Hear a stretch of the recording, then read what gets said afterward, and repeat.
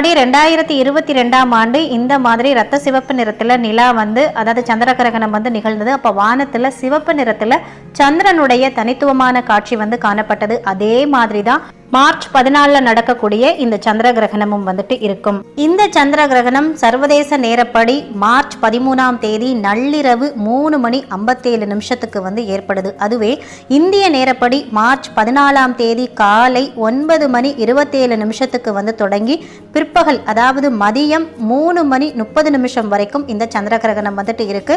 இந்த சந்திர கிரகணத்தோட உச்ச நேரமா நண்பகல் 12:28 உச்ச நேரமா வந்து சொல்லப்படுது.